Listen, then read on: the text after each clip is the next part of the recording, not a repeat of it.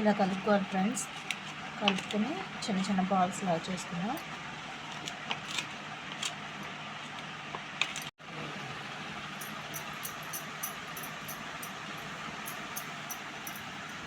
చిన్న చిన్న బాల్స్ లాగా చేసుకోవాలి.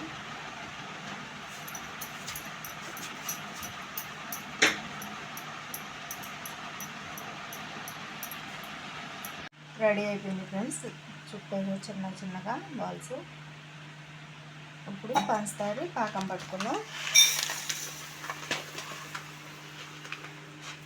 పావుసేరు గ్లాస్ వేసాం. దీంట్లో కొద్దిగా వాటర్ పోసుకోవాలి.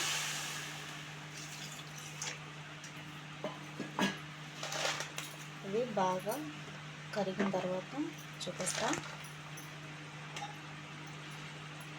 అంతా కరిగిపోయింది.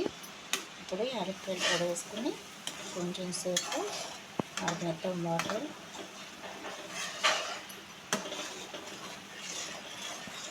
ఇది పక్కన పెట్టుకుని డీప్ ఫ్రైకి ఆయిల్ పెట్టుకున్నాం. సరిపడా ఆయిల్ పోసుకోవాలి.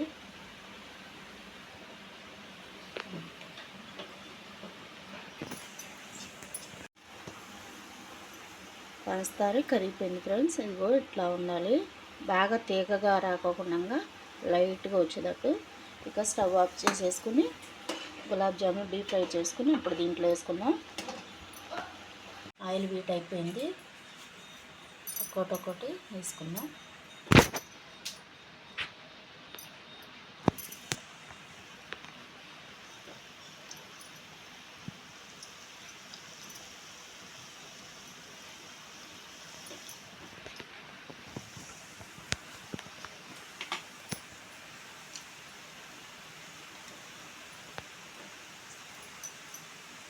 బాగా నిండా వేసుకోకూడదు ఫ్రెండ్స్. వేసుకుంటే తిప్పేటప్పుడు అవి ముక్కలు అయిపోతాయి అన్నమాట. తక్కువ వేసుకుని డీప్ ఫ్రై చేసుకోవాలి.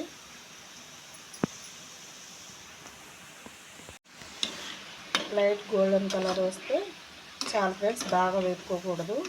బాగా వేపితే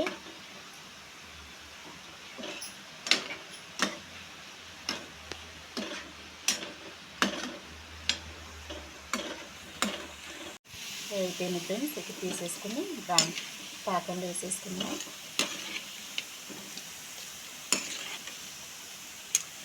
పాకంలో వేసేసుకోవాలి.